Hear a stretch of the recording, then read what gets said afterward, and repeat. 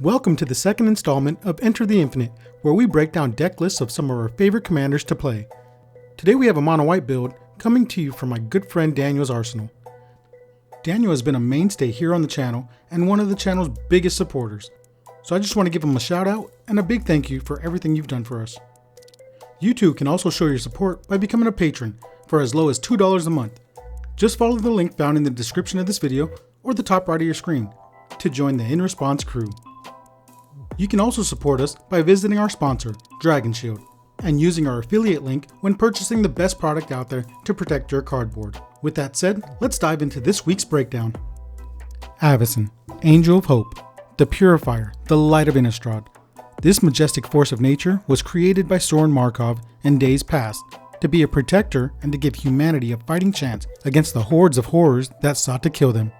Avacyn does this each time she enters an EDH pod. Avacyn, Angel of Hope, an 8 mana costing angel for 5 generic mana and 3 white pips. Avacyn has a base power toughness of 8, with flying, vigilance, and the ability to give herself and all your permanents indestructible. An expensive commander, especially in this day and age. Much akin to the Denizens of Darkness, Avacyn will draw opponents' aggression your way. It's important that in battle, you protect your angelic champions as much as they protect you. The key to winning with this deck is to always have protection at the ready. Avacyn herself will never be your only key to winning. This primer will serve as a guide for how our In Response member, Daniel, pilots the deck. First topic of discussion is the mana base. It's fairly simple since we are mono white, so to start off, the deck runs 28 snow-covered plains. Some of the important utility lands the deck runs include Emeria, the Sky Ruin, for that important graveyard recursion in the mid to late game. This allows you to get back some of those powerful angels or one of those many annoying taxing creatures the deck runs. Boseiju, who shelters all, and Cavern of Souls are included to give extra protection for our commander. It also runs Homeward Path because nothing feels worse than finally summoning Avacyn only for her to be countered or stolen from you. The last 2 lands are Ancient Tomb and Serra's Sanctum to try and get her out as early as we can. The sad truth is, mono white can be very slow. Considering that Avacyn herself is expensive, you'll really appreciate the extra speed these lands can provide you. The next section we will discuss is the ramp package. In addition to poor card draw, white also struggles with ramping. Historically, white's ramp came in the form of catch up or searching lands into your hand to ensure you hit your land drops. In mono white, artifacts are your friend and a key to getting your game plan going. Of course, it runs classic tools such as Soul Ring, Sword of the Animus, and Gilded Lotus. This deck in particular employs some higher priced options, including Lion's Eye Diamond, Jeweled Lotus, and Extra Planar Lens. In fact, with the Diamond, the Lotus, and the Ancient Tomb, you could very well have a turn 1 or turn 2 Avacyn. While I'm yet to see it happen, it is a possibility and a scary thought. Rounding out the ramp section include Smothering Tithe, Land Tax, Weathered Wayfarer, and Keeper of the Accord. Now I don't think I need to explain how strong Smothering Tithe is, so we'll skip that one. But Land Tax and Weathered Wayfarer ensure you hit your land drops by allowing you to search for them and put them into your hand, or the Keeper of the Accord putting them straight into play if an opponent controls more than you.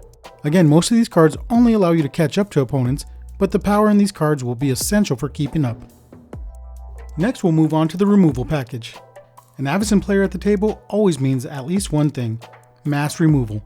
White staples like Wrath of God, Day of Judgment, Akroma's Vengeance, Austere Command, and Hour of Revelation come standard. So mighty are the angels of the deck that even a single unanswered board wipe with Avacyn's protection could give you a commanding position. More specialized removal comes with the inclusion of Admonition Angel, Duplicant, Return to Dust, and new inclusion Farewell. The Admonition Angel and Duplicant pull double duty.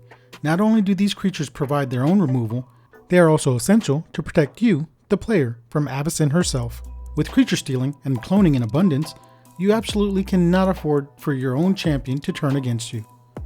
The last 2 cards in this section require extra exposition. Armageddon and World Slayer are in this deck. It is that well-known taboo that is mass land destruction. If Avacyn connects with Worldslayer, the game is over. If Armageddon resolves with Avacyn on the field, players may not be able to recover before your angels close out the game. If you, the player, choose this route, make sure that you follow an important rule. Unless you have a need to punish a greedy or explosive green player, do not play Armageddon just for laughs or spite. Those were his words, not mine. I love spite plays. This is generally considered bad manners. Hopefully, if you're blowing up everyone's lands, you at least have the means to end the game and put the table out of its misery. Savvy players will see it coming a mile away and will have answers for these cards. Hopefully these two cards would not be needed to win, but the forces of evil will come for victory at any cost. Perhaps the most important part of this deck is the extensive protection package. You will quickly find out that Avacyn cannot win all by herself, despite her impressive stats. She needs you as much as you need her. Aegis of the Gods grants you, the player, hexproof. This important creature protects you from targeted spells and direct damage from many red sources. ᴬᴟ, Distinguished Advocate, is another niche card. ᴬᴟ prevents lands from being targeted by spells or abilities controlled by your opponents. In addition, your opponents will be prevented from playing lands from the graveyard. ᴬᴟ acts both as a hate bear and as protection, as he will protect your precious utility lands from being removed by targeted removal. Standard Bearer is a card that gives its life to protect some of your more important creatures, by making a spell targeting another one of your creatures target the flag bearer instead. Again, these are niche situations, but you will be glad that you have this help. Your angelic champions will find further protection from cards such as 8.5 Tails and Mother of Runes, each granting protection in their own way with their activated abilities. You also have protection in the form of equipment and aura, with Champion's Helm buffing your creature, and if it's legendary, giving it hexproof. Spirit Mantle also buffs your creature a bit and lets you get in for damage by giving it protection from creatures. Next, Runed Halo and Nevermore are tricky forms of protection that exist to protect you, the player, from deadly threats you can see coming. Nevermore usually comes into play and names a problematic commander. I know firsthand how annoying that is. He's actually named my commander before on the channel. If all else fails, there's always Teferi's Protection. While this powerful spell can always protect you and your resources from opponents, consider using it to protect your resources from your own board wipes, such as Armageddon, Wrath of God, and Worldslayer. If Avacyn can't hear your prayers, perhaps Teferi's Blessing can be your saving grace. Once again, having your 8-cost commander immediately taken out by a Swords to Plowshare or a Path to Exile is not a great feeling. A good rule to remember: try not to ever summon Avacyn unless you have at least 2 forms of protection available for her. Before the angels come to save the day, you'll need to slow the game down using stacks pieces. Stacks is a term that refers to the strategy of taxing opponents and denying resources, which is meant to slow the game down until your endgame is ready. Aura of Silence taxes your opponent's artifact and enchantment spells by a whopping 2 mana per spell. In addition, it acts as free removal for those permanent types if needed. Angel of Jubilation wears several hats, acting as an anthem and also preventing spells and abilities from being cast or activated if they require creature or life payment. This angel has the potential to host certain combos and strategies. Protect her at all costs.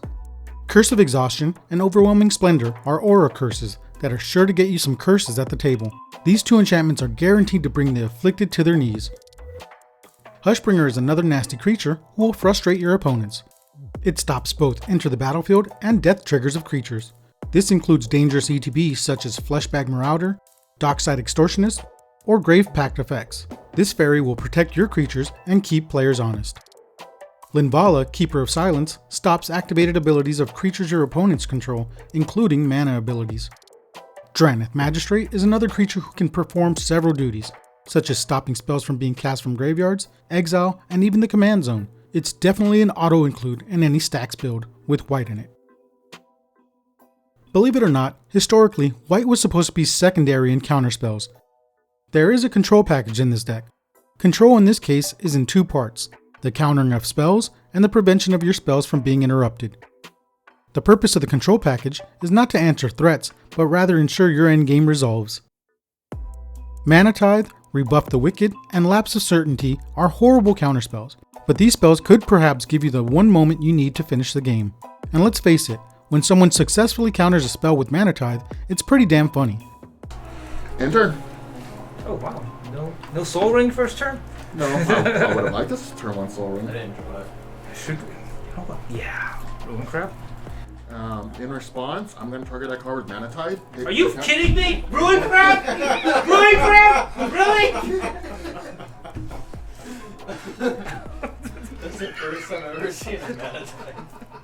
It's why I Swamp. I gotta protect Go! Oh my god. I gotta protect Avacyn with many counter spells I can. Oh my Do you feel like that, god. Mr. Crab? Next we have Auram's Chant, Abeyance, and Silence. Each of these can be used to keep your opponents from being able to cast any spells and disrupting your turn. You can also use it defensively to stop a player from going off on their turn. And in the case of Auram's Chant, even restricting them from being able to attack if it was kicked. Ranger Captain of Eos, Grand Abolisher, and Conqueror's Flail further stop your opponents from interacting with you on your turn. You have one shot, make it count. Use these spells to resolve Avacyn, and later on to resolve a game-ending board wipe. This last section is what could be considered the core of the deck. These cards will be your beginning and mid-range until your coup de grace comes. Baneslayer Angel and Lyra Dawnbringer are just some powerful angels that will be dealing big chunks of damage and gaining you a lot of life to ensure you get to the late game.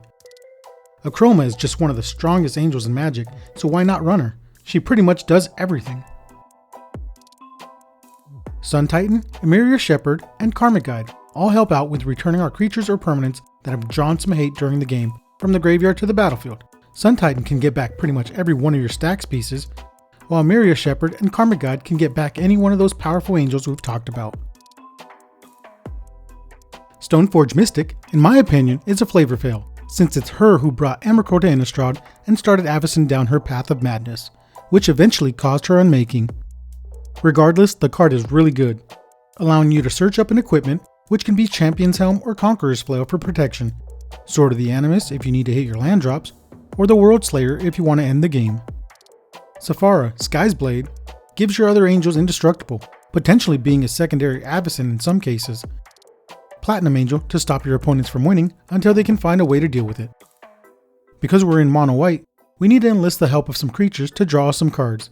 Esper Sentinel and Mesa Enchantress provide that special card draw we so desperately need.